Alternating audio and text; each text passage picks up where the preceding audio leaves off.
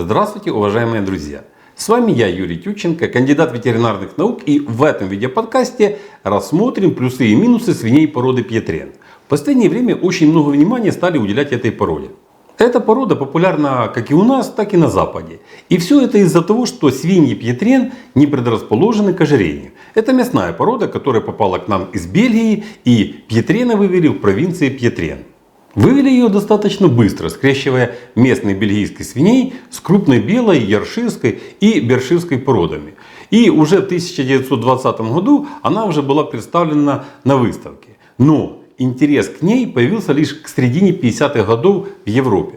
И несложно догадаться почему. Вторая мировая война вот уже 10 лет как закончилась, люди отошли от военного лихолетия, стали больше заботиться о здоровом образе жизни, и появился спрос на нежирную свинину. А по мясным качествам Пьетрены значительно превосходят свиней других пород. Пьетрены — это культуристы среди свиней, сплошные мышцы. На территории бывшей СССР Пьетрены попали в 1964 году, практически на пике их возросшей популярности и в Западной Европе.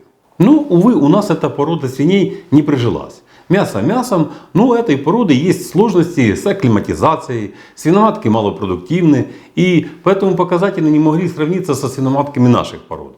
Это первое. А второе, в те годы, не то что мясо, сала не хватало. С прилавка сметали все. О здоровом питании у нас мало кто тогда задумывался, впрочем, как большинство людей и сейчас. Надо было больше любой свинины. Вот и не прижилась эта порода у нас. Есть еще и другие технологические причины, на которых я остановлюсь чуть позже. Итак, если систематизировать преимущества и недостатки этой породы, то к ее минусам можно отнести еще и то, что свиньи породы Пьетрен чувствительны к перепадам температуры и не выносят холода и жары. Поэтому при их содержании необходимо иметь отапливаемое помещение с хорошо эффективной системой вентиляции. Так как жира у них очень мало, то Пьетрены начинают мерзнуть уже при температуре плюс 16 градусов, а при температуре плюс 30 они могут получить тепловой удар. Не любят эти свиньи и повышенной влажности в помещении. За поросятами требуется также особый уход. Вовремя менять подстилку и воду в поилках. Что касается кормления, то и тут Пьетрен имеет свои особенности. У Пьетренов ускоренный обмен веществ. А раз так, то следует особое внимание обращать на сбалансированность корма. Это раз. Второе, рацион должен быть с повышенным содержанием белка. А в-третьих, для Пьетрена необходимы только качественные корма. И давать их необходимо в соответствии с нормами и только по расписанию. К недостаткам породы Пьетрен можно еще отнести то, что свиноматка этой породы малоплодная и маломолочная.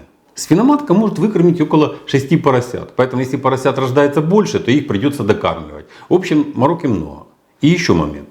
Половой зрелости свиноматки достигают лишь к 10 месяцам. Со случкой тоже торопиться не стоит, так как слишком молодые свиноматки не всегда способны вынашивать здоровое потомство. Свиньи этой породы растут медленно и большого веса не набирают. Свиньи породы крупная белая растут в 2 раза быстрее.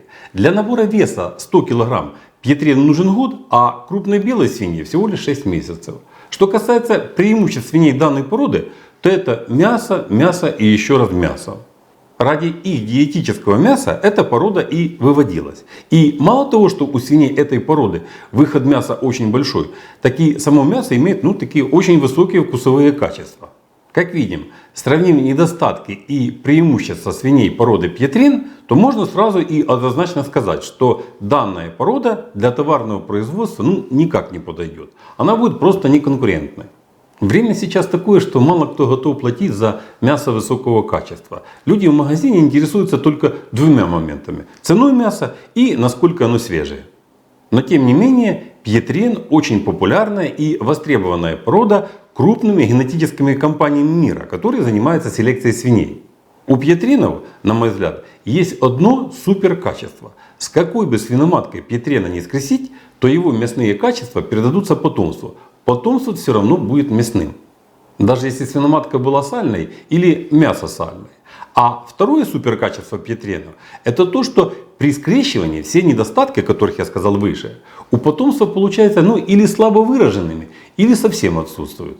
Поэтому Пьетрены очень хороши для различных схем гибридизации. Чаще всего Пьетренов скрещивают с дюрками. В этом случае потомство быстро растет, имеет хорошую конституцию и мало чувствительны к стрессам.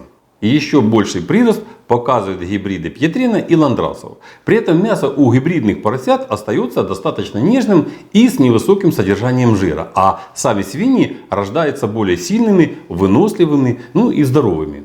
Чтобы получить наиболее качественный гибрид, как правило, скрещивают 3, 4, иногда и 5 пород. Для достижения лучших показателей применяют направленную разделенную селекцию. Отдельно работают с материнскими и отцовскими линиями. Селекция – это сложный процесс, и этим занимаются специализированные генетические компании. Хотя каждое уважающее себя предприятие, которое занимается производством свинины, занимается гибридизацией свиней, то есть получением гибридов в результате скрещивания пород. Обычно применяют трехпородное скрещивание. Крупную белую покрывают ландрасом, а полученный гибрид – пьетреном. При сроке откорма 160-180 дней конверсия корма составляет где-то 2,78, а выход мяса 71-73%. Это хороший результат. Некоторые хозяйства применяют двухпородное скрещивание. Крупную белую покрывают хряком пьетрена. В таком случае превосходство потомком над родителями по продуктивности будет выше процентов, где-то на 25-30%. Очень даже неплохо.